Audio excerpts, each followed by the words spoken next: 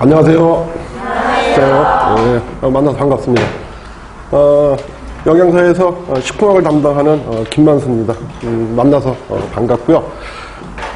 시험 문제에 이제 올해 그 40회 이번에 이제 여러분들 시험 보시는 게 이제 좀 변형된 것들은 뭐 앞에서 선생님들이 다 말씀을 드렸으니까 저는 이제 그냥 그런 얘기 빼고 우리 식품학 하면서 좀 당부의 말씀을 좀 드리고 시작을 할게요. 식품학은 아마 뭐 학교 다니시면서도 이제 배우셨겠지만 좀 화학이 들어있어갖고 좀 어려워요, 그죠? 좀 어려운 그런 과목인데 이제 뭐 또 이번 시험에 좀 문항수도 좀 줄었고 그래서 문항수가 줄면은 우리가 이제 어떻게 예상할 수가 있냐면은 좀 어렵게 출제가 될 거다, 그죠? 이렇게 이제 그냥 이제 예측은 다 그렇게 할 수 있어요. 근데 뭐 변함없는 것은 핵심은 변화하지 않는다는 거예요.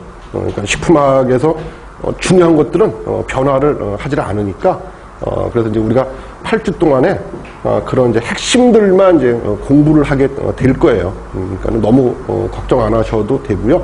뭐 다른 선생님들도 다 이렇게 말씀을 드렸을 텐데 그래서 이제 준비들을 좀 하시면은 될 것 같고 그리고 이제 아직 그 책 뒷장 한번 보세요. 맨 뒤에 보시면 거기 보면 이제 카페가 있어요. 그래서 혹시 카페 아직 가입 안 하신 분들은 가입하시면은 시험 정보에서 좀 유익한 정보들 좀 얻으실 수가 있으세요. 그래서 가입을 좀 부탁드리고 그리고 이제 뭐 그 질문 같은 것도 이제 거기다 하셔도 되고 아니면은 이제 요 8주가 끝난 다음에는 거기다가 그 맨 뒤에 맨 뒷장 보시면 그 책 표지 있죠, 책 표지 여기 맨 뒤에 여기 보시면은 카페가 2개가 있어요.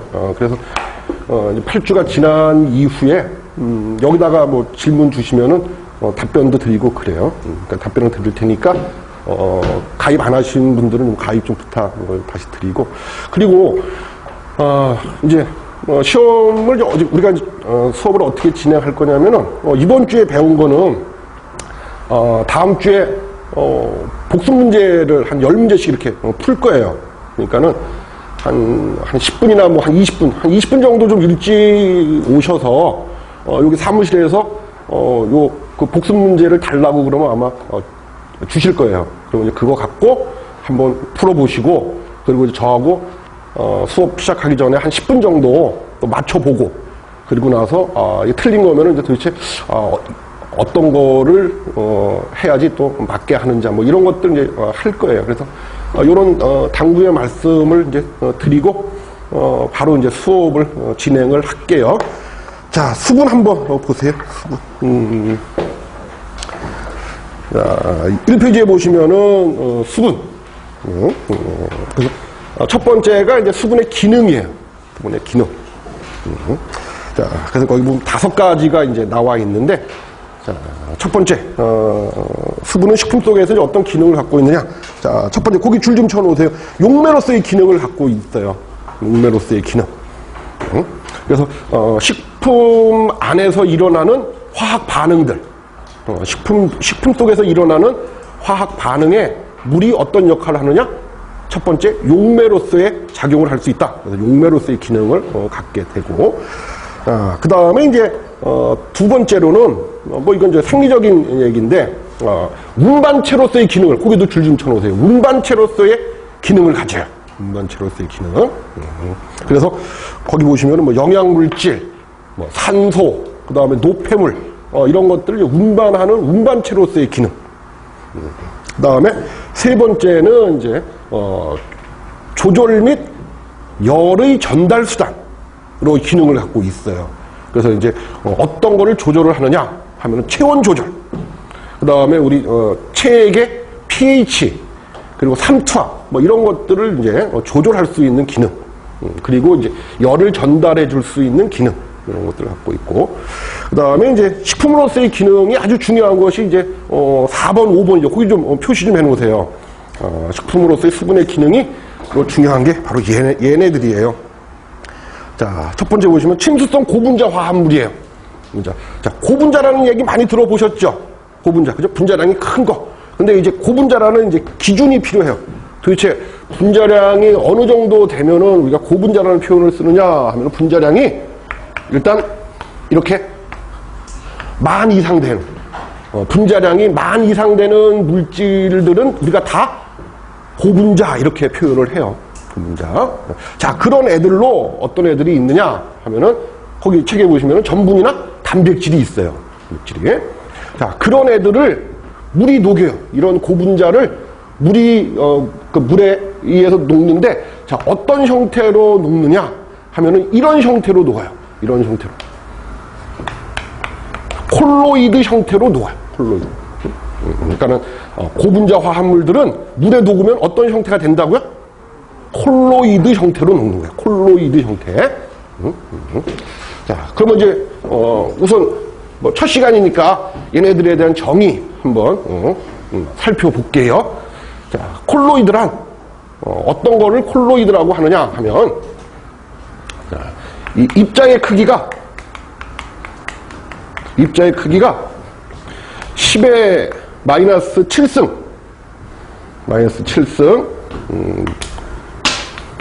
보다는 크고,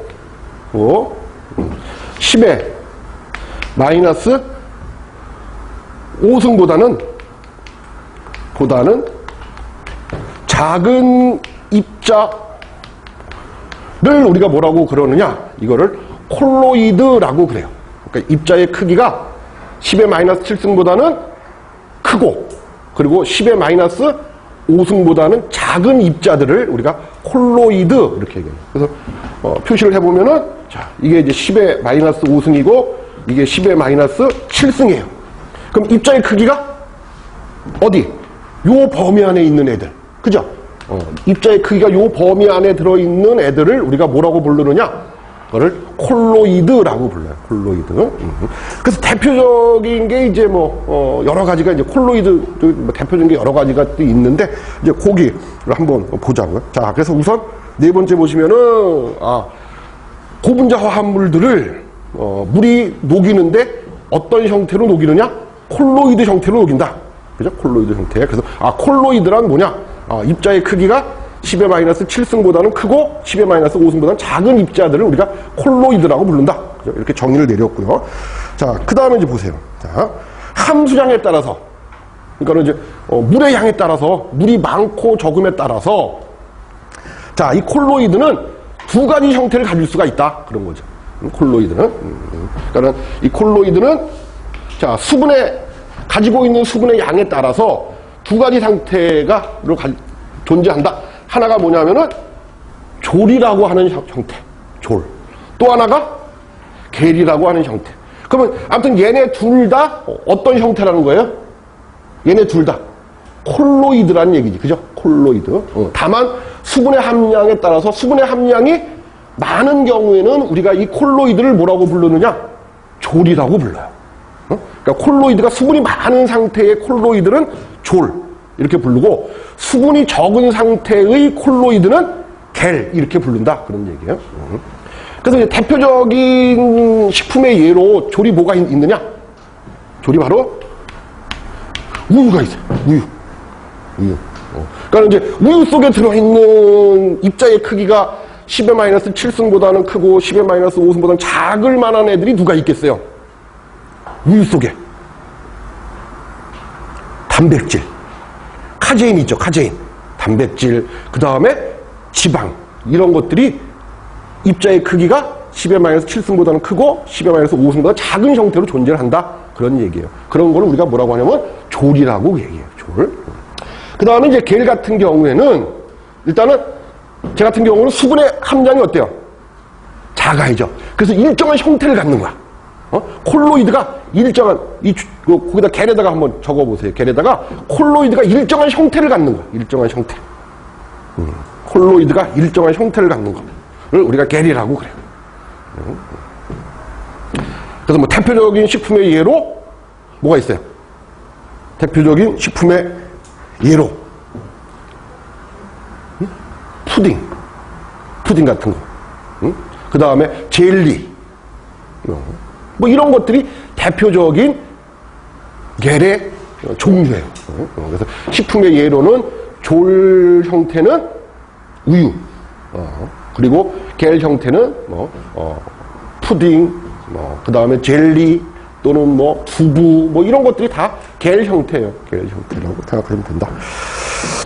자, 그래서 이제 4번 말씀드렸고, 그 다음에 이제 5번. 자, 또 이 수분이, 또 이 물이 또 뭐를 유지하는데 중요한 역할을 하느냐? 생체의 고분자 구조.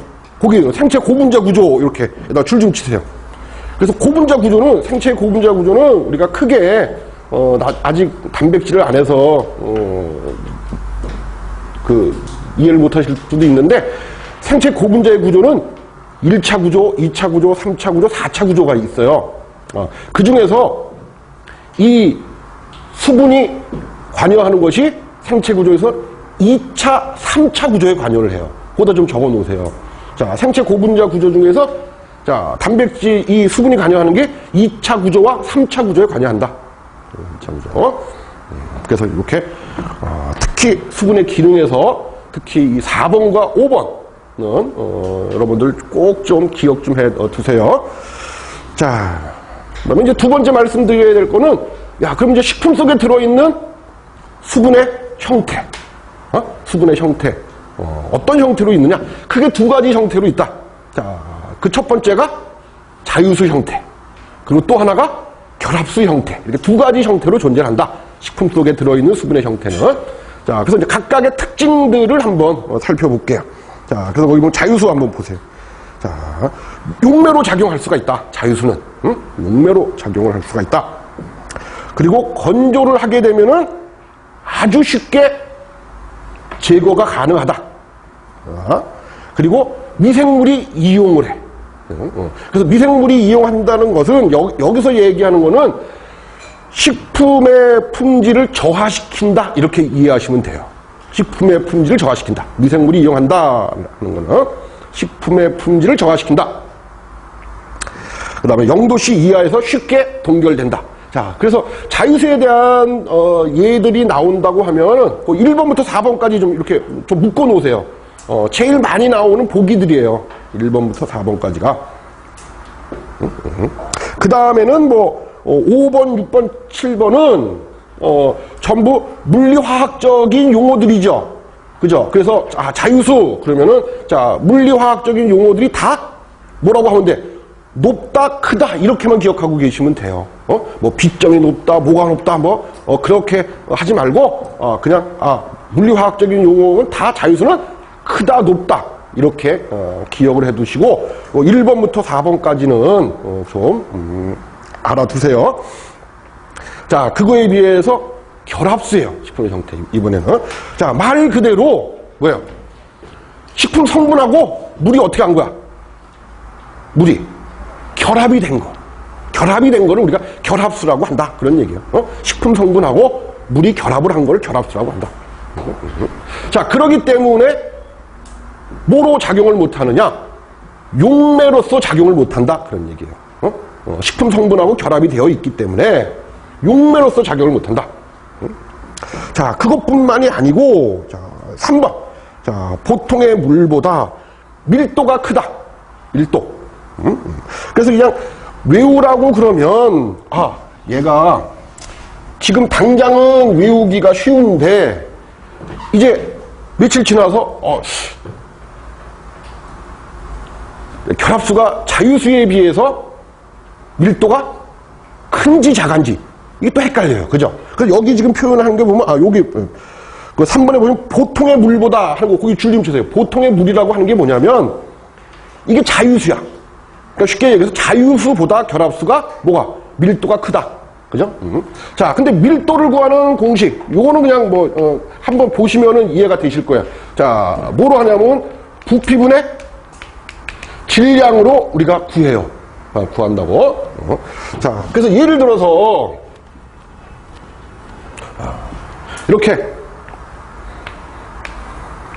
자유수, 이건 자유수, 이건 결합수예요.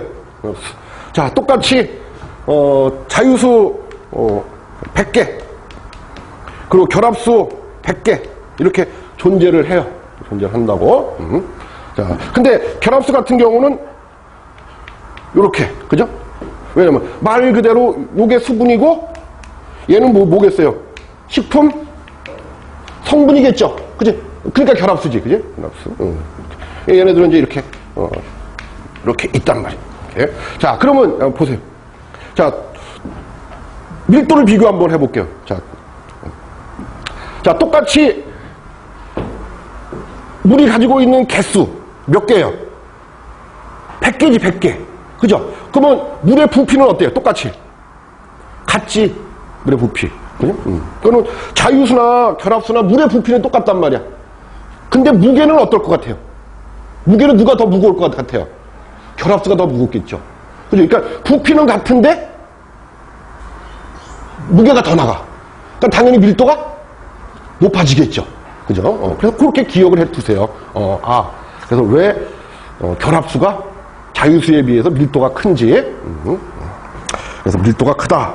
그 다음에 네 번째, 100도씨 이상 가열해도 제거가 되질 않아요. 왜? 얘도 결합이 되어 있기 때문에 그래요. 결합수이기 때문에. 그래서 결합수이기 때문에 100도씨 이상 가열해도 제거되지 않는다.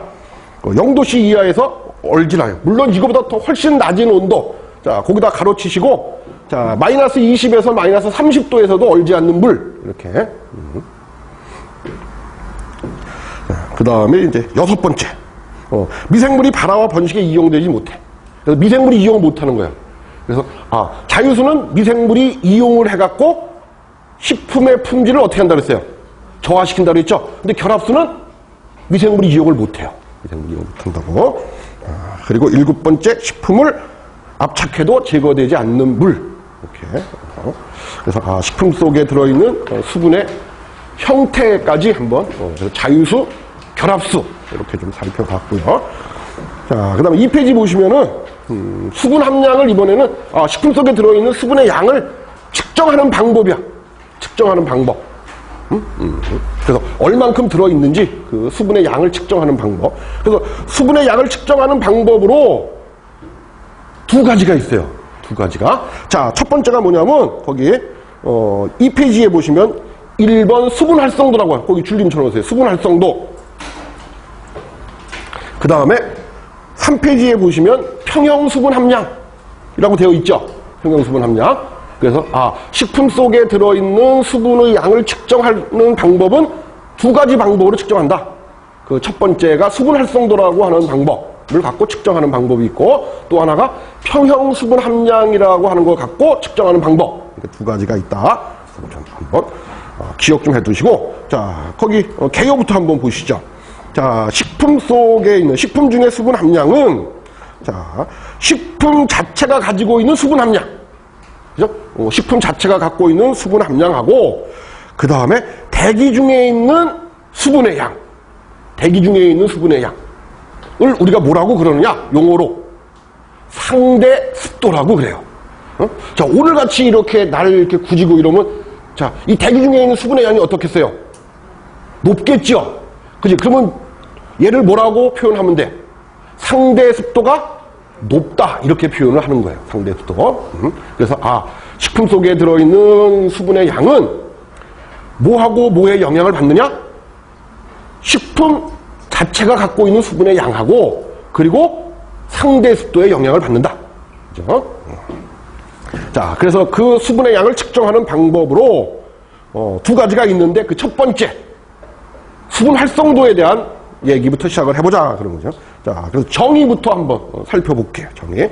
자, 어떤 임의의 온도, 거기 임의의 온도에다 줄 좀 쳐놓으세요. 임의의 온도. 자, 어떤 임의의 온도에서 한 식품이 나타내는 수증기 압을 우리가 PS라고 하자. 그죠? PS. 자, 그에 대한 그 온도에서, 거기다 줄 좀 쳐놓으세요. 그 온도. 그 온도에 있어서 순수한 물의 포화 수증기압의 P를 우리가 뭐라고 하느냐? 그거를 수분 활성도라고 한다. 그렇죠? 자, 그래서 간단하게 수분 활성도, 즉 AW는 어떻게 표시하느냐 하면, 자, 식품 속에 들어있는 수분의 양이에요. 그거를 뭐라고 했어요? PS. 그죠? PS. 그리고 자, 순수한 물의 수분의 양, 포화 수증기압 P0. 요렇게 표시한다. 자, 그런데 이제, 기억을 해 두셔야 될 게 뭐냐면, 이런 거예요. 자, 여기서 말하는 아까 임의의 온도하고 그 온도는 어때야 돼? 어때야 될 것 같아요? 지금 여러분들 줄 치신 거 있죠? 임의의 온도하고 그 온도. 그죠? 얘네들은 어때야 될 것 같아요? 같아야 돼. 온도가 같아야 된단 말이야. 그러니까는 아마 시험을 보실 때 보면 이제 보기의 문제 이런 게 나와요. 뭐냐면, 자, 어떤 임의의 온도에 있어서 한 식품이 나타내는 수증기압에 대한 0도씨에서의 순수한 물의 포화 수증기압의 비. 자, 이게 정의에 맞아요? 틀려요? 틀린 정의야. 틀린 정의고. 자, 또, 이런 정의. 자, 어떤 임의의 온도에 있어서 한 식품이 나타내는 수증기압에 대한 100도씨에서 순수한 물이 포화 수증기압의 비. 자, 이 정의가 수분 활성도 정의에 맞아요? 틀려요? 틀리단 말이야. 그러니까는 앞에 있는 온도하고 뒤에 있는 온도는 같아야 돼요. 같아야 된다는 거 꼭 기억을 해 두세요. 자, 그 다음에 식품의 수분 활성도는 또, 자, 그 식품 속에 녹아있는 용질의 종류와 양의 영향을 받는다. 그죠? 그러니까는 이렇게, 자, 식품 속에 갖고 있는 수분의 양하고 순수한 물의 포화 수증기압의 영향을 받지만 또 뭐에도 영향을 받느냐? 그 식품에 수분에 녹아있는 용질의 종류와 양에도 수분 활성도는 영향을 받는다. 그죠? 자, 그래서 거기 보시면 뭐라고 했냐면 이렇게 MW, MS, 그 다음에 MW 뭐 이렇게 표시가 되어 있는 게 있을 거예요. 그죠? 자, 그래서 거기 한번 보세요. 자, MW를 뭐라고 그랬어요? 식품 중에 용매의 몰수. 그죠? 용매의 몰수. 자, 거기 몰수에다가 줄 좀 쳐놓으세요. 몰수. 몰수. 자, 몰수를 어떻게 구하느냐? 분자량 분의 무게로 나타내요. 분자량. 몰수는 쉽게 이렇게 구해요. 분자량 분의 무게. 이렇게 구한다. 자, 그리고 MS는 식품 중에 용질의 몰수. 자, 똑같아요. 몰수 똑같이 뭐야? 분자량 분의 무게로 구해요. 분자량 분의 무게 또는 뭐 분자량 분의 양. 이렇게. 그래서 요렇게도 구할 수 있다. 자, 그래서 요 문제를 나중에 다시 한번 풀어보겠지만, 자, 요에 해당되는 문제가 한번 보시죠. 자, 어디냐면, 자, 문제 2페이지 한번 보세요. 문제 2페이지. 문제 2페이지 8번 문제가 지금 이제 그거에 해당되는 문제예요. 지금 이렇게 식품 속에 들어있는 수분에 녹아있는 용질의 종류와 양에 영향을 받는다. AW가. 자, 그래서 문제를 보시면 15%의 수분과 10%의 소금을 함유하고 있는 식품의 AW야. 자, 여기서 용매가 뭐겠어요? 누가 용매가 되겠어? 응? 수분이 용매가 되겠죠? 그치? 그리고 소금은 뭐가 되겠어? 용질이 되겠죠? 그죠? 용질. 자, 그럼 한번 봐봐. 자, 그래서 AW는, 자, 용매의 몰수. 용매의 몰수. 그죠? 그리고 용질의 몰수. 그 다음에 용매의 몰수. 자, 용매의 몰수 어떻게 구한다 그랬어요? 아까 분자량 분의 무게로 구한다 그랬잖아. 자, 그럼 거기 이제 8번 문제 보세요. 자, 물의 분자량이 얼마야? 18이죠. 자, 그러면 18분의, 자, 얘 양이 얼만큼 있어요? 지금 얼마 갖고 있는 거야? 지금 용질의 양을 얼마큼 갖고 있어요?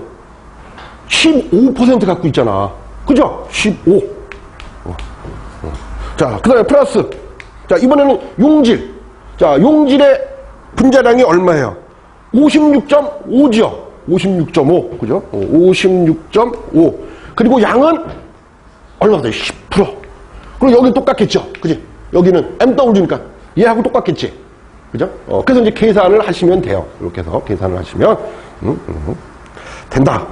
그래서 요게 지금 이제 여기 2페이지에 나왔던 수분 활성도, 식품의 수분 활성도는 그 수분에 녹아있는 용질의 종류와 양의 영향을 받는다 하는 거 구할 수 있을 때 쓰는 거예요.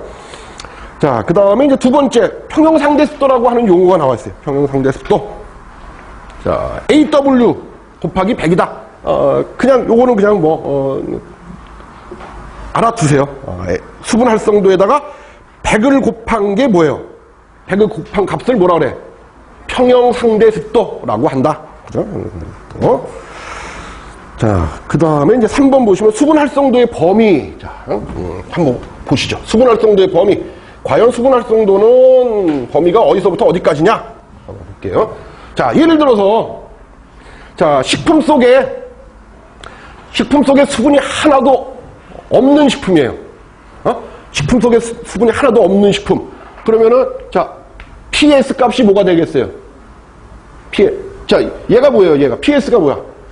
이게 식품이 가지고 있는 수분의 양이에요, 이게. 근데 지금 이제 예를 들어서 식품 속에 수분이 하나도 없어. 그럼 PS 값이 뭐가 되겠어요? 제로가 되겠죠? 제로. 그럼 AW 값은? AW 값은 얼마가 되겠어요? 제로가 되겠지, 제로. 그렇죠? AW 값 제로, 그죠? 왜냐하면 얘가 제로니까 AW 값 당연히 제로가 될 거 아니에요. 그죠? 자, 이번에는, 자, 식품 속에 들어있는 수분의 양하고 순수한 물의 양하고 같은, 그러니까 순수한 물의 양을 갖고 있는 식품이에요. 그러면은 얘하고 어때요? 수분의 양이 똑같죠? 그럼 AW 값이 얼마야? 1이겠죠, 1. 그죠? 자, 그런데 제가 지금 여러분한테 이렇게 예를 들어 드린 이런 식품은 사실 우리 자연계에 존재할 수가 없죠. 그죠? 식품 속에 수분이 하나도 없는 식품. 물하고 똑같은 수분의 양을 갖고 있는 식품. 자연계에 존재하지 않죠. 그죠? 그래서 항상 AW 값은 뭐보다? 0보다는 크고, 그죠? 항상 AW 값은 0보다는 크고, 뭐보다는? 1보다는 작아야 돼요. 그래서 AW의 범위는 항상 0보다는 크고, 1보다는 작다. 과거에 뭐 책들 보시면은 뭐 1하고 같다 라고 이렇게 등호가 같이 되어 있는 것들도 있는데 그거는 잘못된 것 같아요. 왜냐하면 물하고 똑같은 물의 양을 갖고 있는 식품은 물밖에 없겠죠. 그지? 자, 그 다음에 네 번째 수분 활성도하고 중요한 관계. 이거 굉장히 진짜 말 그대로 중요해요. 말 그대로 중요해. 자, 네 가지를 이제 했는데, 네 가지를 정리해놨는데, 한번 보죠. 자, 첫 번째. 미생물의 성장과 수분 활성도의 관계. 우리가 식품을 오랫동안, 장기간 저장하는 동안에, 자, 자유수의 양이 많으면 어떻게 되겠어요? 자유수의 양이 많으면, 식품이, 아까 품질이 저하돼 버린다 그랬죠.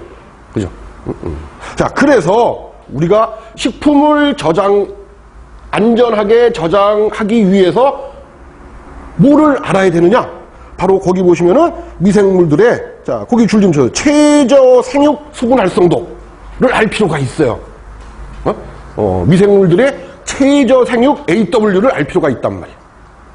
자, 그래서 세균 같은 경우에는 최저 생육 AW가 얼마예요? 0.91. 그 다음에 효모는 0.88. 그리고 곰팡이는 0.80. 자, 그러면 이제 이런 문제가 있어. 뭐냐면, 자, 건조식품에서 생육이 가능한 미생물. 그러면 뭐를 선택하면 되겠어요? 건조식품에서 생육이 가능한 미생물. 그러면 최저 생육 AW가 제일 낮은 애를 선택하시면 되겠죠? 그럼 최저 생육 AW가 제일 낮은 애가 누구야? 곰팡이잖아, 곰팡이. 그렇게 선택을 하시면 되는 거예요. 자, 그 다음에 참고로, 내 건성 곰팡이, AW가 0.65. 그리고 내 삼투압성 효모 같은 경우에는 AW가 0.60에서도 최저 생육 AW. 이건 좀 특수한 경우고, 그래서 만약에 문제가 나오시면은, 자, 어떤 상태의 곰팡이인지, 어떤 상태의 효모인지를 먼저 확인을 하셔야 돼요. 그 다음에 두 번째가 효소작용하고 수분 활성도의 관계. 자, 그래서 효소 중에서, 자, 거기 보시면은, 자, 아밀라제라든지, 뭐, 페놀 옥시다제. 아밀라제 같은 경우는 뭐 하는 효소예요? 전분을 가수분해하는 효소야. 전분을 가수분해하는 효소가 이제 아밀라제예요. 그죠? 아밀라제. 그리고 페놀 옥시다제는 뭐 하는 효소냐? 하면은, 효소적 갈변에 관여하는 효소예요. 효소적 갈변. 왜 우리가 사과의 껍질을 벗긴다든지, 그 다음에 뭐 복숭아를 껍질을 벗긴다든지 하게 되면 시간이 지나면 어때요? 갈색으로 변화를 하죠? 그럴 때 관여하는 효소예요, 이게. 자, 이런 효소들은 뭐에 영향을 받느냐? AW에 영향을 받는다. 그런 얘기예요, AW. 그래서 AW가 0.85 이하인 경우에는 이런 효소들은 작용을 못해요. 자, 그러면 우리가 이런 효소의 작용을 억제하기 위해서는 식품에서 AW의 양, 즉 수분 활성도의 양을 자, 어떻게 하면 되겠어요? 낮춰주면 되겠죠. 그지? 낮춰주면. 그 다음에 삼투압과 수분 활성도의 관계. 자, 삼투압이 증가를 해요. 삼투압이 증가를 해. 그러면은, 자, 식품 속에 있는 AW가 감소를 해. 그래서 세포가 탈수 현상을 일으킨다. 자, 뭐를 생각하시면 되냐면은, 자, 이런 거 생각하시면 돼요. 자, 김장하기 위해서 우리가 배추를 제일 처음에 어떻게 해요? 배추에 소금에 절이죠. 소금물에 이렇게 탁 절이잖아. 그죠? 그러면 소금물하고, 그리고 배추 속에 있는 물하고, 농도가 누가 더 높겠어요? 당연히 소금물이 높겠지. 소금물이, 그죠? 그래서 소금물이 배추 속에 있는 물보다 삼투압이 높아져요. 버린다고. 자, 그러면 어떻게 하느냐? 그러면은 수분의 이동이 생겨. 수분의 이동이. 그래서 배추 속에 있는 수분이 바깥쪽으로, 소금물 쪽으로 이동을 해요. 이동을 하고. 그리고 바깥쪽에 있었던, 소금물 속에 있었던 NA나 CL이 배추 안으로 이동을 하게 돼요. 그래서 이제 배추가 절여지는 거예요. 자, 그래서 다시 한번 보죠. 자, 삼투압이 증가를 해. 삼투압이 증가하면. 자, 그 식품 속에서 당연히 식품 속에 있는 수분이 어떻게 되겠어요? 바깥쪽으로 빠져나오겠죠? 그러니까 식품 속에 있는 AW가 어떻게 돼? 감소하겠죠? 그죠? 감소할 거란 말이야, 그지? 자, 그럼 그 결과 식품 속에 있는 세포가 탈수 현상이래. 탈수 현상. 자, 그래서 이거를 이용을 한 것이 뭐예요? 소금 절임과 또는 설탕 절임. 염장과 당장이다. 삼투압하고의 관계. 삼투압이 높아지면 식품 속에 있는 수분이 바깥쪽으로 빠져나오게 돼. 그래서 식품 속에 있는 AW가 낮아져요. 그러면은 낮아지면은 어떻게 되겠어요? 오랫동안 저장할 수 있겠죠? 그죠? 오랫동안 저장할 수 있다고. 그 다음에 이제 네 번째, 화학 반응과 수분 활성도의 관계 해갖고, 자, 비효소적 갈변 반응, 거기 줄 좀 쳐놓으세요. 비효소적인 갈변 반응. 해갖고 세 가지가 있어요. 세 가지가 있다. 비효소적인 갈변 반응에는 세 가지가 있단 말이야. 자, 첫 번째가 마이알 반응. 적어보세요. 첫 번째가 마이알 반응. 그 다음에 두 번째가 카라멜화 반응. 카라멜화 반응. 그리고 세 번째가 비타민C의 갈변 반응. 비타민C의 갈변 반응. 그래서 비효소적인 갈변 반응의 종류, 그럼 세 가지가 있다고. 마이알 반응, 그 다음에 카라멜화 반응, 그 다음에 비타민C의 갈변 반응. 요 세 가지를 우리가 뭐라고? 비효소적 갈변 반응이라고 한다. 자, 그 중에서 아미노카보닐 반응. 이 아미노카보닐 반응이 바로 뭐예요? 얘가 마이알 반응이야. 마이알 반응. 예? 그래서 뭐 마이알 반응 또는 아미노카보닐 반응 또는 뭐 멜라노이딘 반응 다 똑같은 말이에요. 똑같은 말이라고. 자, 그래서 아미노카보닐 반응은 자, AW가 얼마일 때 0.6에서 0.7일 때 최대로 반응을 해요. 최대 반응. 그러면 갈변이 어떻게 된다는 얘기예요? 갈변이 잘 된다 그런 얘기잖아. 그죠? 잘 된다.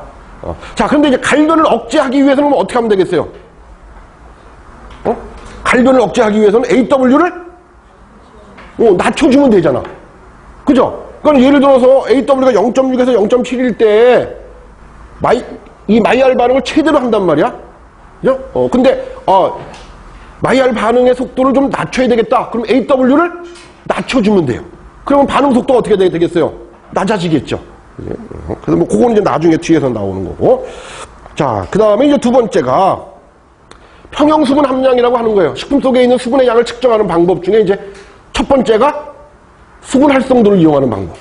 두 번째가 이 평형 수분 함량이라고 하는 걸 이용하는 방법이 있어요. 자, 거기 한번 보세요. 자, 식품 속에, 자, 식품 중에 수분은 그 식품이 놓여있는 환경 조건, 거기 줄 좀 쳐세요. 환경 조건에 따라서 변화를 한다고. 환경 조건. 자, 그런데 그 환경 조건 중에서 가장 대표적인 게 뭐냐?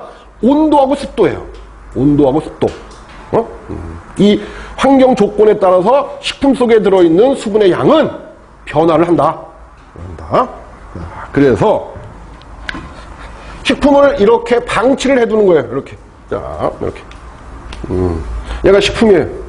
이게 식품이란 말이에요. 자, 이렇게 방치를 해둬. 그래도. 자, 근데 이 대기 중에 있는 수분의 양, 아까 대기 중에 있는 수분의 양을 뭐라고 정의를 내렸죠? 대기 중에 있는 수분의 양을 뭐라고 했어요?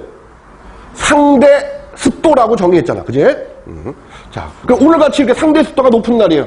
상대 습도가 높은 날이에요. 네? 그래서 이 식품 속에 있는 수분의 양보다 상대 습도가 높아요. 그러면 어떻게 되겠어요? 이 대기 중에 있는 수분이 이렇게 식품 속으로 이렇게 들어가게 돼요. 이렇게 들어가게 된다고. 그래서 이렇게 들어가는 거를 뭐라고 하느냐? 이거를 우리가 흡습한다 이렇게 얘기를 해요. 이 대기 중에 있는 수분이 식품 안으로 이렇게 들어가는 것을 우리가 흡습 이렇게 얘기한다고. 흡습.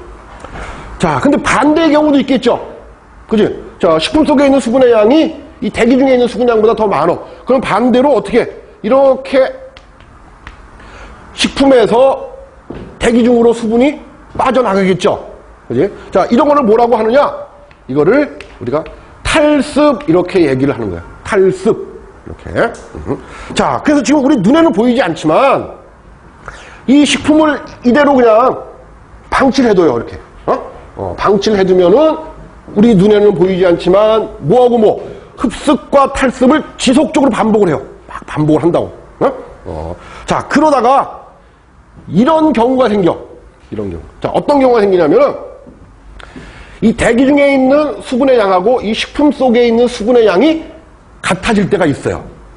그죠? 흡습과 탈습을 계속 반복하다가 보면은 이제 대기 중에 있는 수분의 양하고 식품 속에 있는 수분의 양이 같아질 때가 있단 말이야. 자, 그러면 어떻게 하겠어요? 그때는 어떻게 할 것 같아요? 그때는 더 이상 흡습과 탈습을 하지 않을 거란 말이에요. 그죠? 않을 거란 말이야. 자, 그럴 때 이 식품 속에 들어있는 수분의 양을 뭐라고 정의를 하느냐? 그거를 바로 평형 수분 함량이라고 정의를 한다. 그런 얘기예요. 평형 수분 함량. 자, 그래서 이 평형 수분 함량을 측정을 해 봤어요. 지금 오늘 이 시간에 측정을 해 봤더니, 자, 예를 들어서 80%가 나왔어. 80%. 이 식품의 평형 수분 함량이 오늘 이 시간에 측정한 결과 80%가 나왔단 말이에요. 80%. 자, 근데 문제가 되는 게 뭐냐면, 자, 내일 다시 이 식품에 내일 같은 시간에 이 식품의 수분의 함량을 측정을 했어요. 그럴 때 80%가 나올 수 있느냐 없느냐? 어떨 것 같아요? 80%가 나올 것 같아요? 안 나올 것 같아요? 안 나와. 80% 안 나온다고. 왜? 지금 오늘 이 시간에 이 강의실의 온도와 습도가 내일 이 시간에 이 강의실의 온도와 습도하고 같다는 보장이 없죠. 그렇죠. 그렇기 때문에 이게 바뀔 수가 있어요, 이게. 그래서 이 평형수분 함량은 어떤 경우에만 가능하느냐 하면은 밀폐된 공간 내에서만 가능해요. 밀폐된 공간. 그래서 우리가 그냥 일반적으로 자, 식품 속에 들어있는 수분의 양을 측정한다. 그러면 뭘 갖고 측정을 해요? 수분 활성도를 갖고 측정을 하는 거야. 그래서 평형수분 함량에 대한 설명을 드렸고, 자, 그 다음에 요 4번 등원 흡습 곡선. 하고 탈습 곡선. 요거 표시 좀 해놓으세요. 아주 중요한 부분이에요. 수분에서. 자, 우선 정의부터 한번 살펴보죠. 자, 일정한 온도에서 식품 주위, 자, 거기 줄 좀 치세요. 상대 습도. 상대 습도. 자, 상대 습도가 뭐예요? 상대 습도가 뭐를 상대 습도라고 그래요? 대기 중에 있는 수분의 양. 그죠? 자, 상대 습도와 그 식품이 함유하고 있는 평형 수분 함량, 거기도 줄 좀 쳐놓으세요. 평형 수분 함량하고의 관계를 나타낸 그래프. 상대 습도와 평형 수분 함량하고의 관계를 나타낸 그래프를 뭐라고 한다? 그걸 뭐라고 정의하는 거예요? 등원, 흡습, 탈습 곡선이라고 한다. 그죠? 자, 그 다음에 이제 두 번째 한번 보세요. 자, 그러면 이 대부분 식품의 등원, 탈습 곡선과, 흡습 곡선과 탈습 곡선 어떤 형태로 그려지느냐? 자, 거기 줄 좀 쳐주세요. 역 S자 형태로 그려져요. 등원, 탈습 곡선, 등원, 흡습 곡선이 어떤 형태로 그래프가 그려지느냐? 역 S자 형태로 그려진다. S자 형태로. 자, 그런데 이 등원, 흡습, 등원, 탈습 곡선이 흡습 곡선보다 어때요? 위에 있어요. 여기 지금 그림상으로 보세요. 거기 보면 탈습 곡선이 흡습 곡선보다 위에 있죠. 그지? 그러니까 이 얘기는 뭐야? 말 그대로 탈습 시 나갔던 수분이 흡습 시 전량 다 안 들어온다. 이런 뜻이에요. 이런 뜻, 그죠? 자, 그래서 요런 거를 뭐라고 부르느냐? 이렇게 탈습 시 나갔던 수분이 흡습 시 다 들어오지 않는 현상을 뭐라고 부르느냐? 이거를 히스테리시스 현상 또는 우리말로 하면은 이력 현상이라고 불러요. 이력 현상. 거기 기억 좀 해두세요. 그래서 이렇게 탈습 곡선과 흡습 곡선을 그려보면 이렇게 그려진단 말이에요. 이렇게 그려진다. 그런 얘기예요. 이렇게.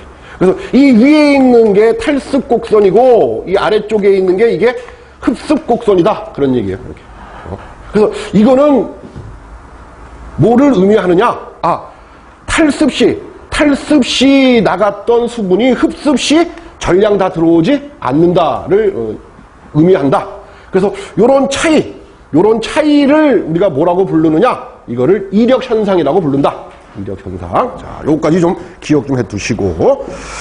자, 그 다음에 거기다 참고 표시하시고 한번 적어 보세요. 참고 표시하시고. 자, 식품 성분 중 전분이나 단백질의 함량이 많을수록 식품 성분 중 전분이나 단백질의 함량이 많을수록 이력 현상이 커진다. 이력 현상이. 그래서 거기 좀 줄 좀 쳐놓으세요. 전분, 단백질. 식품 성분 중 전분이나 단백질의 함량이 많으면 이력 현상이 커진다. 그럼 이 이력 현상이 식품을 장기간 보관하는 과정 중에서 자, 이 이력 현상이 큰 게 좋을 것 같아요? 작은 게 좋을 것 같아요? 이력 현상이. 이력 현상이 큰 게 좋을 것 같아요? 식품을 오랫동안 보관하는 과정 중에서 이 이력 현상이 작을수록 좋겠죠. 그치? 작을수록, 그치? 작을수록 좋다고. 자, 그런데 전분이나 단백질의 함량이 많이 들어있는 식품인 경우에는 이력 현상이 커져. 그러니까 예를 들어서, 자, 떡의 주성분이 뭐겠어요? 떡의 주성분, 전분이지, 전분. 그죠? 전분. 떡의 주성분이 전분이겠죠? 그지? 그 다음에, 자, 고기의 주성분. 단백질이겠죠. 물론 지방도 있지만, 아무튼 뭐, 우리가 고기 그러면 단백질을 떠올리잖아요. 그죠? 그리고 뭐, 떡이나 빵 그러면은 전분을 떠올리듯이, 그지? 이렇게. 자, 그러면 이런 애들은 오랫동안 보관하면 보관할수록 어떻게 된다는 얘기예요? 이력 현상이 커진다는 거잖아. 그죠? 그래서 오랫동안 보관해서는 안 돼. 그래서 어떻게 보관을 해야 되느냐? 이렇게 이력 현상이 큰 애들한테는요, 거기다 적어요. 밀착 포장을 해야 돼요. 밀착 포장. 이력 현상이 큰 그런 식품을 안전하게 보관하기 위해서는 밀착 포장을 해야지. 그래야지 이력 현상을 줄일 수가 있어요. 이력 현상을 줄일 수가 있다. 자, 밀착 포장. 아마 여러분들 밀착 포장 이렇게 얘기하니까 도대체 어떻게 하는 게 밀착 포장인가? 근데 여러분들 가정에서도 다 해요. 자, 우리가 떡을 보관할 때, 떡 먹고 남은 거 보관했어요. 그때 어떻게 보관을 해요? 떡을 때 랩으로 포장을 하잖아. 그게 밀착 포장이에요. 고기도 마찬가지야. 고기가 있으면 랩으로 포장을 하죠. 그게 밀착 포장이란 말이에요. 그렇죠? 그래서 이 이력 현상을 줄이기 위해서 이제 밀착 포장을 한다 하는 거 좀 알아두시고, 그래서 이제 여기서는 등원흡수 탈습 곡선에서는 자, 등원흡수 탈습 곡선이 자, 어떤 형태의 그래프가 그려져요? 역 S자 형태. 2015년도에 나왔던 기출문제죠. 등원 흡습 곡선과 등원 탈습 곡선. 자, 어떤 형태의 그래프가 그려지느냐? 역 S자 형태의 그래프가 그려진다. 그죠? 그리고 자, 탈습 곡선과 흡습 곡선이 일치하지 않는 현상을 뭐라고? 이력 현상이라고 한다. 그죠? 이력 현상. 그리고 식품을 장기간 안전하게 보관하기 위해서는 이력 현상을 어떻게 해야 돼요? 이력 현상을 줄여야 돼. 그죠? 줄여. 자, 그래서 줄이기 위한 방법으로 뭐가 있다? 아까 있잖아. 밀착 포장. 밀착 포장이 있다. 이렇게 좀 기억 좀 해 두시면 돼요. 자, 그 다음에 이제 4페이지 보시면은, 자, 이번엔 등원흡수 탈습 곡선의 각 영역에서의 성질이, 자, 이 등원흡수 탈습 곡선 이렇게 그려지는데, 자, 얘는 상대 습도에 거기 줄 좀 줘요. 상대 습도의 양에 따라서, 상대 습도 양에 따라서 우리가 이 등원흡수 탈습 곡선을 세 영역으로 나눌 수가 있다. 세 개의 영역으로 나눌 수가 있다. 자, 그래서 이렇게 나눈다. 그런 거야. 그래서 이게 이제 A 영역, B 영역, 그리고 C 영역 이렇게 나눌 수가 있다. 상대 습도의 정도에 따라서 우리가 이 등원 흡습 곡선과 등원 탈습 곡선을 세 영역으로 나눌 수가 있다. 그래서 요 A, B, C 또는 뭐 로마 글자로 뭐 1, 2, 3 뭐 요렇게도 하고 그래요. 아무튼 뭐 세 개의 영역을 할 수 있다. 자, 그러면 이제 첫 번째 A 영역부터 한번 살펴볼게요. 거기 보면 A 영역은 뭐라고도 한다고 그랬어요. 거기 단분자막 형성 영역이라고. 단분자막 형성 영역. 자, 그 다음에 B 영역은 뭐라고도 불러? B 영역. 복수 분자막 형성 영역. 그리고 C 영역은 모세관 응축 영역. 이렇게도 부른다. 그런 거예요. 그죠? 단분자막, 복수분자막, 그다음에 모세관 응축 영역. 이렇게 세 영역으로 우리가 불리기도 한다. 자, 그럼 이제 각 영역에서의 특징들. 자, 요걸 잘 알아두셔야 돼요. 각 영역에서의 특징을 잘 아세요. 자, 우선 첫 번째 A 영역부터 하면, 이 단분자막부터 하면. 자, 이렇게 식품 성분이 이렇게 있어요. 자, 얘는 순수한 식품 성분이야. 식품 성분. 자, 식품 성분 중에 극을 갖고 있는, 플러스, 마이너스, 아니면 극을 갖고 있는, 즉, 이온기들을 갖고 있는 애가 어떤 애가 있냐면, 이렇게 CO, 뭐, NH2, 뭐 이런 애들이 있단 말이에요. 그래서 거기 보면 뭐라고 그랬어요? 자, 식품 성분 중에 카르복실기. 그 다음에 아미노기와 같이 이렇게 이온을 갖고 있는 애가 있어요. 이온. 그래서 얘네들하고, 자, 뭐가?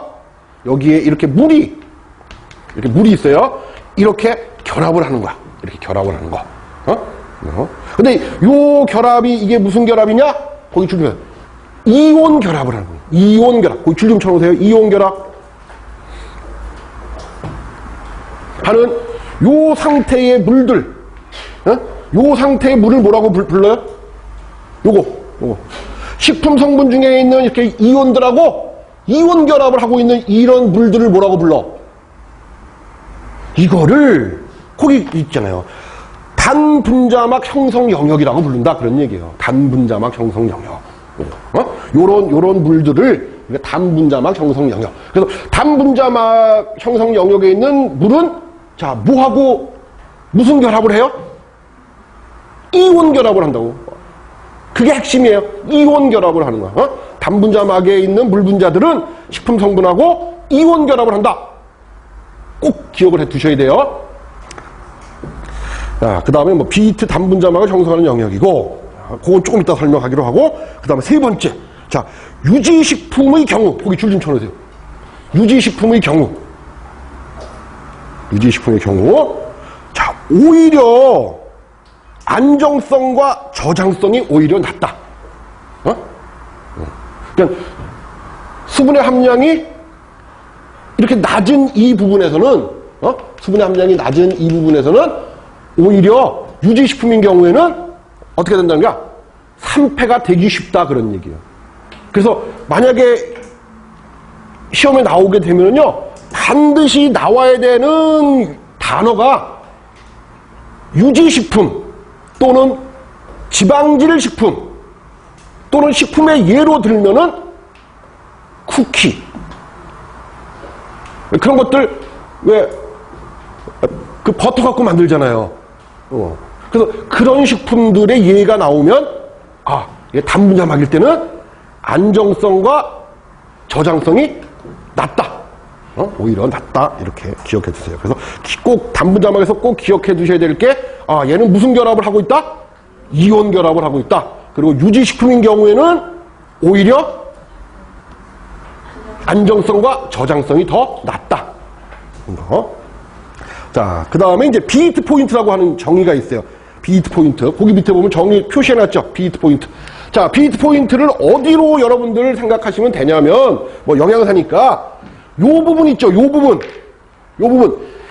A 영역과 B 영역의 경계점이라고 생각하시면 돼요. A 영역과 B 영역의 경계점이 바로 비트 포인트다, 이렇게 생각하시면 돼요. 비트 포인트. 자, 비트 포인트일 때는, 자, 어떤 거예요? 자, 물 분자들이 균일하게 하나의 분자막을 형성하는 영역이에요. 영역으로 지방의 산패가 억제가 돼요. 최소가 돼요.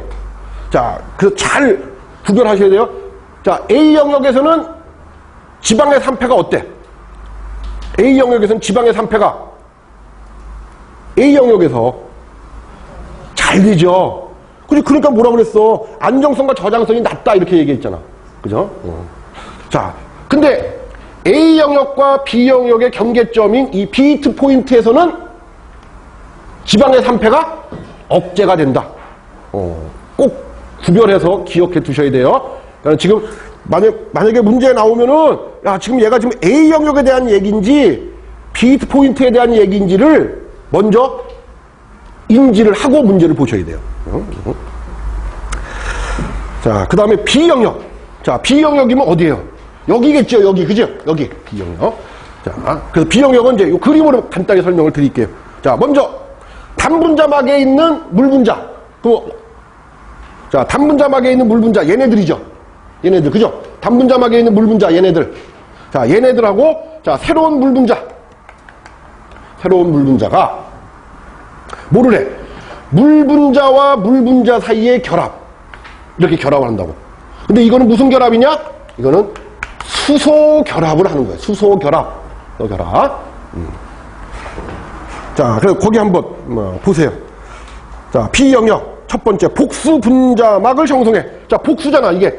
그죠? 여기 보면 이렇게 물이 여기 있고, 이렇게 지금 다분자층으로 되어 있잖아요. 그죠? 두 개의 층으로. 그래서 복수 분자막을 형성하는, 해당하는 수분의 함량. 자, 식품 성분 중에 수분이, 자, 무슨 결합을 해요? 수소 결합을 한단 말이에요. 수소 결합. 즉, 단분자막에 있는 물분자하고, 그리고 새로운 물분자가 이렇게 수소 결합을 한 거, 요거를 복수 분자막, B 영역이라고 부른다. 그거야. B 영역에. 그렇겠죠. 자, 그 다음에 이제 또 하나 기억해 두셔야 될 게, 네 번째 보면, 건조식품의 경우, 거기 줄 좀 쳐놓으세요. 건조식품의 경우, 안정성과 저장성이 가장 좋은 영역이에요. 건조식품의 경우, 안정성과 저장성이 가장 좋은 영역. 자, 그러면 이제 A 영역하고 B 영역을 다시 한번 강조하기 위해서, 자, 구별을 해요. 자, A 영역에 있는 물분자는 무슨 결합으로? 이온 결합으로 이루어져 있죠. 자, B 영역에 있는 물분자는 무슨 결합으로? 수소 결합으로 되어 있어요. 그리고 A 영역인 경우, 자, 유지식품인 경우 어때요? 안정성과 저장성이 낮아요. 낮다고. 자, 근데 B 영역에서, 자, 건조식품의 경우는, 자, A 영역과 B 영역이 있어. 자, 어디서 안정해요? B 영역에서 안정하다. 이렇게 핵심을 꼭 구분하셔서 외워두셔야 돼요. 자, 그 다음에 C 영역. 지금 이제 이 부분이야. 이 부분. C 영역. 이 부분. 뭐라 그러냐면, 자, 복수 분자막 형성 수분 함량보다 많아요. 지금 이제 이 위에 있는 물들이야. 이 위에 있는 물들. 그죠? 위에 있는 물들. 자, 근데 얘는, 뭐래서? 물 분자들이 식품 성분에 대해 용매로 작용해. 거기 줄린 줄. 용매로 작용할 수가 있어요. 자, 그럼 어떤 형태로 존재한다는 거야? 식품 속에서. 어떤 형태로 존재를 해요? 용매로 작용한다니까. 자, 첫 번째 페이지 다시 한번 보세요. 첫 번째 1페이지에 보시면 수분의 형태에서 수분의 형태는 크게 두 가지가 있죠. 하나가 자유수, 또 하나가 결합수잖아. 자, 자유수의 특징을 한번 봐봐. 자, 뭐로 작용할 수 있어요? 용매로 작용할 수가 있다. 아, 그러니까 이 C 영역에 있는 수분은 어떤 형태로의 물이에요? 자유수라는 얘기야. 자유수. 그죠? 자유수. 자, 물 분자들이 식품 성분에 대해서 용매로 작용할 수 있다. 그리고, 자, 효소나 화학 반응에 의해서 식품이 품질이 저하가 돼. 품질 저하에다 줄 좀 쳐놓으세요. 식품 품질이 저하돼. 자, 그리고 미생물이 이용을 할 수 있는 물이에요. C 영역에 있는 물은. 자, 그럼 용매로 작용하고, 그리고 화학 반응, 효소 반응이 다 일어나. 그리고 미생물이 이용할 수 있어. 그러니까 당연히 미음과 같이 얘기할 수 있겠죠. 뭐라고? 식품의 품질 저하가 어때요? 가장 많이 일어나는 영역. 그걸 좀 기억을 해주세요. C 영역. 그러면 용매로 작용한다. 미생물이 이용할 수 있다. 그래서 그 결과 뭐야? 식품의 품질의 저하가 가장 높은 영역이다. 이렇게. 그거만 좀 핵심만 좀 구별을 좀 해두세요. 그 다음에 이제 다섯 번째, 식품의 안정성. 보시죠. 자, 식품을 장기간 안전하게 보존하기 위해서는, 자, 지금까지 우리가 배운 거를 보면, 아, 식품의 수분 활성도를 어떻게 해야 돼? 낮춰야 되겠다. 그죠? 낮춰야 되겠다. 자, 그래서 낮추는 방법으로 두 가지가 있다, 이거. 하나가 물리적인 방법하고 화학적인 방법이 있다. 그죠? 그래서 물리적인 방법으로 뭐가 있느냐? 건조나 탈수를 시키는 방법이 있다. 그리고 화학적인 방법으로는 소금 절임이나 설탕 절임을 하는 방법이 있다. 이렇게. 그래서, 지금 요거 한 거 중에서는 드모로스 탈수 곡선에 대한 것들을 좀 잘 좀 정리를 좀 해 두세요. 자, 잠시 쉬었다가 다시 말씀드릴게요.